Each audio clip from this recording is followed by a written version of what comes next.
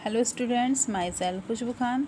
आज मैं आपको लैमार्कवाद के बारे में पढ़ाऊँगी। ठीक है, लैमार्किज्म कि लैमार्कवाद है क्या। देखिए, एक साइंटिस्ट थे जिनका नाम था Jean Baptiste D Lamarck. Evolution यानी विकास से पहला जो कॉन्सेप्ट था, ठीक है, विकास से पहला concept Jean Baptiste D Lamarck ने, ठीक है, 1801 में दिया था।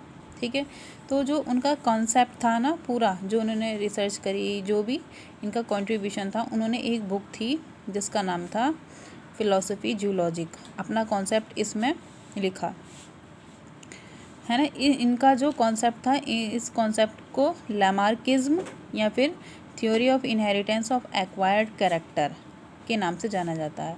यानी ऐसे कैरेक्टर जो हमने एक्वायर करे हैं वो इनहेरिट होते हैं। तो ये जो कॉन्सेप्ट था ये दिया था लैमार्क ने। ठीक है, एक बार बताती हूँ। इवोल्यूशन से पहला सब जो कॉन्सेप्ट था वो लैमार्क ने दिया था। जीन बैप्टिस्ट डी लैमार्क, उन्होंने अपना कॉन्सेप्ट 1801 में प्रस्तुत किया। 1809 में उन्होंने अपनी बुक थी, पुस्तक, उसमें जिसका नाम था फिलॉसफी जूलॉजिक, उसमें अपना कॉन्सेप्ट लिखा उन्होंने। फिर इनके कॉन्सेप्ट को लैमार्किज्म या फिर theory of inheritance of acquired character के नाम से जाना जाता है। ठीक है,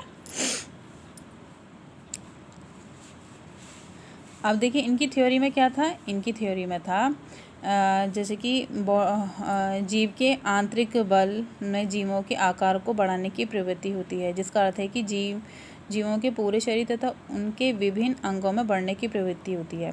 यानी अंदर से अगर हम जीवों के शरीर में कोई अंदर से एक बल लगाया जाता है ना, जिस भी बॉडी के पार्ट पर, तो उससे क्या होता है, जीवों के शरीर में बढ़ने की प्रवृत्ति होती है।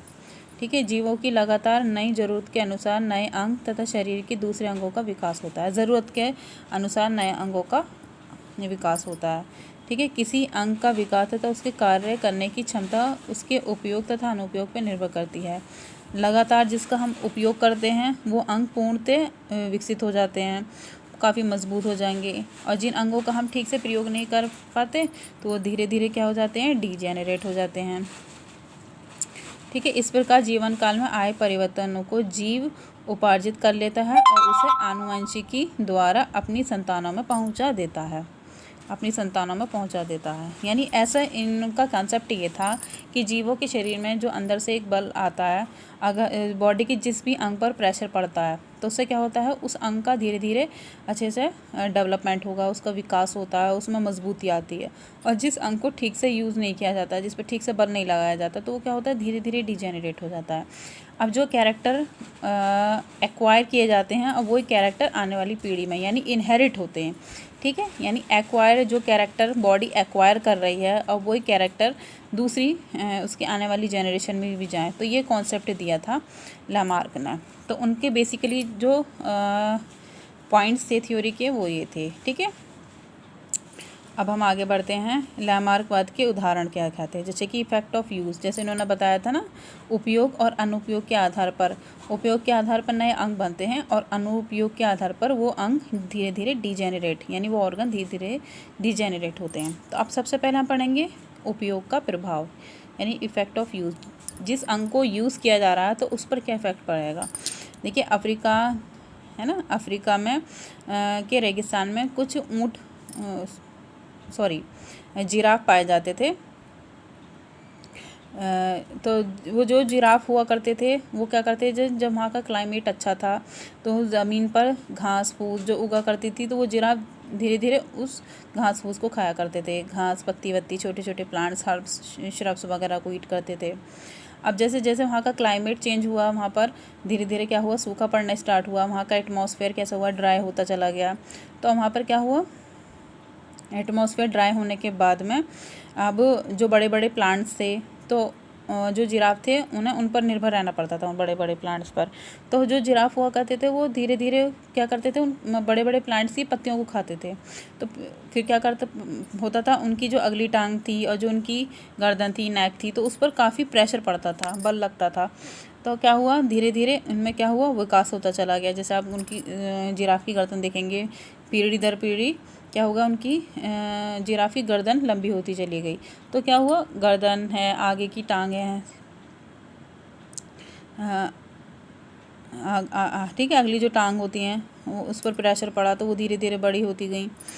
तो ये एक हम इफ़ेक्ट ऑफ यूज़ में ले सकते हैं। जैसे अफ्रीका के रेगिस्तान में पाया जाने वाला जिराफ ऊंचे ऊंचे पेड़ों की पत्तियां खाता है, जिसके लिए उसकी अगली टांग पिछली टांग से लंबी तथा गर्दन भी लंबी होती है। लैमार्क के मतानुसार इनके पूर्वज की गर्दन तथा अगली टांगें सामान्य आकार की थी। यानी अगर हम इनके पूर्वज देखते हैं, ठीक है, तो वो नॉर्मल थे, बट इनमें क्या होता है, इनमें थोड़ा हमें चेंजेस देखने को मिलता है, क्योंकि जब उनके पूर्वज थे तो उस समय क्या था, वहाँ घने जंगल तथा घास फूस के मैदान थे। जैसे जैसे क्लाइमेट में चेंज हुआ वहाँ घास सूखने लगी, है ना, तो फिर जिराफ को पेड़ों पर डिपेंड रहना पड़ा। पेड़ों पर डिपेंड रहने के बाद में तो क्या हुआ, जैसे पेड़ों की पत्तियाँ खाते थे उन्हें गर्दन ऊपर को उठानी पड़ती थी, अगली टांग पर बल लगता था। तो क्या हो गया, उनकी अगली टांग और गर्दन धीरे धीरे खींचती चली गई। तो क्या हो गया, उनमें थोड़ा हमें परिवर्तन देखने को मिला। धीरे धीरे इन्हें ऊंचे पेड़ों की पत्तियों पर निर्भर होना पड़ा, जिसके फलस्वरूप अफ्रीका के रेगिस्तान में लंबी अगली टांग व लंबी गर्दन वाले जिराफ का उद्भव हुआ। ठीक है, इसी तरह से हम एक एग्जाम्पल ले सकते हैं। लैमार्क का मानना था कि जो बर्ड्स होते हैं वो स्टार्टिंग में इसलिए हुआ करते थे, यानी ज़मीन पे ही रहा करते थे।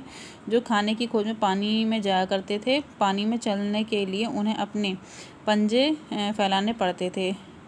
इसके परिणाम स्वरूप उनके पंजों के आधार पर त्वचा लगातार खींचती गई। ठीक है, जहाँ उनके पंजे हुआ करते थे त्वचा धीरे धीरे खींची, और पेशियों जो मसल्स होती हैं, है ना, पेशियाँ चलन से पंजों में रुधिर का बहाव हुआ। जैसे जैसे मसल्स खींची उनमें फिर क्या हुआ, ब्लड का सर्कुलेशन हुआ। ठीक है, त्वचा ने उंगलियों के बीच में, है ना, जो उंगलियों के बीच में एक तरह से वेब बन गया, जाल बन गया। ठीक है, तो उससे क्या होता है, ये एक एग्जाम्पल है बर्ड्स का। तो फिर क्या हुआ, जैसे जैसे अब पंजों का, है ना, ब्लड का सर्कुलेशन हुआ, जाल बन गया, तो पंख ठीक से उनमें विकसित हो गए, तो उनमें उड़ने की क्षमता आ गई। तो ये एक लैमार्कवाद का एक इफ़ेक्ट ऑफ हम यूज़ में पढ़ सकते हैं। अब डिसयूज़ में हम एक एग्जांपल ले सकते हैं, जैसे कि सांप हुआ करते थे, है ना। लैमार्क के अनुसार सांप झाड़ी तथा बिलों में रहता है तथा ज़मीन पर रेंगकर चलता है, जिसके कारण उसके पैर इस्तेमाल नहीं होते थे तथा बिल में घुसने में भी बाधा उत्पन्न करते थे। इसलिए इनके पैर धीरे धीरे लुप्त होते चले गए। जबकि हम जो और सरीसृप होते हैं ना, उनमें देखते हैं तो उनमें पैर प्रेजेंट होते हैं। यानी ये माना जाता है कि पहले जो स्नैक्स थे, सांप थे, उनमें पैर हुआ करते थे, क्योंकि उन्हें बिलों में जाना पड़ता था। तो बिलों में जाने के लिए जाते थे तो उन्हें परेशानी होती थी। तो फिर क्या हुआ, धीरे धीरे फिर क्या होगा, उनमें पैर धीरे धीरे ख़त्म होते चले गए। तो हम एक एग्जांपल इफ़ेक्ट ऑफ डिसयूज़ में ये ले सकते हैं। अब आता है क्रिटिनिज्म ऑफ लैमार्किज्म, यानी लैमार्कवाद का खंडन किसने किया। देखिए, लैमार्कवाद का खंडन एक तो साइंटिस्ट थे वाइजमैन और एक लोब। इन दोनों ने लैमार्कवाद की आलोचना की थी। ठीक है, क्योंकि उनको ये कॉन्सेप्ट ठीक से समझ में नहीं आया। तो इनका मानना था कि ये कॉन्सेप्ट ठीक से नहीं है, ये पूरा ठीक से क्लैरिफाई नहीं कर पाता ये कॉन्सेप्ट। तो अब इसके कारण क्या थे लैमार्कवाद का खंडन करने का। सबसे पहला था एक वाइजमैन, एक साइंटिस्ट थे। उन्होंने क्या करा, सफ़ेद चूहों की पूँछ काट कर, सफ़ेद जो चूहे होते हैं उनमें की पूँछ कट कर दी और उनमें रिप्रोडक्शन कराया। कई पीढ़ियाँ उन्होंने प्राप्त की, कई पीढ़ियों तक उन्होंने यही करा कि पूँछ कट कर दी और नई पीढ़ियों का उत्पन्न कराया। तो उससे उन्होंने देखा कि शिशु में कटी हुई जो उनके न्यूमन्स आते थे उनमें कटी हुई पूँछ नहीं होती थी, वो नॉर्मल हुआ करते थे।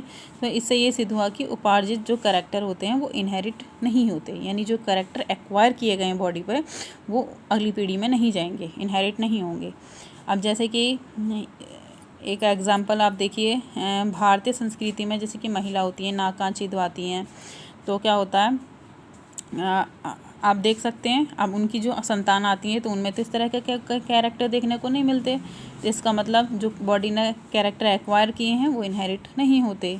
अब इसी तरह से हम धावक जो होते हैं, जो बॉडी बिल्डर होते हैं, उनके बच्चों की, जैसे बॉडी बिल्डर होते हैं उनकी मांसपेशियाँ काफ़ी मजबूत होती हैं, काफ़ी स्ट्रॉन्ग होते हैं, और तब कि उनके बच्चों को हम देखें जो उनकी न्यूमन्स आते हैं उनमें ये कैरेक्टर देखने को नहीं मिलते।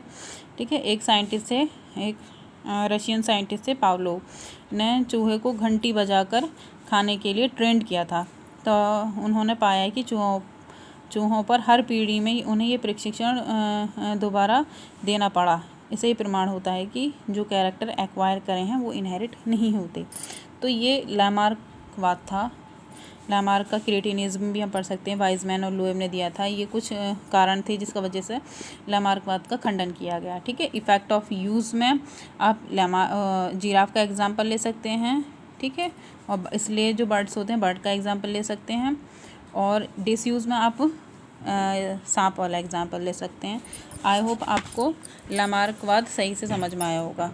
ठीक है, लैमार्कवाद क्या था? एक साइंटिस्ट थे लैमार्क, है ना, फ्रांसीसी साइंटिस्ट थे।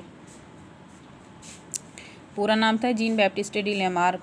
अपना पहला जो इनका विकास का जो पहला कॉन्सेप्ट था 1801 में दिया था, इन्होंने प्रस्तुत किया। ठीक है, 1809 में इन्होंने अपनी पुस्तक में पब्लिश कराया। उसके बाद में इनका जो कॉन्सेप्ट था उसको बोलते हैं theory of inheritance of acquired character. जो कैरेक्टर एक्वायर किए गए हैं वो इनहेरिट होते हैं।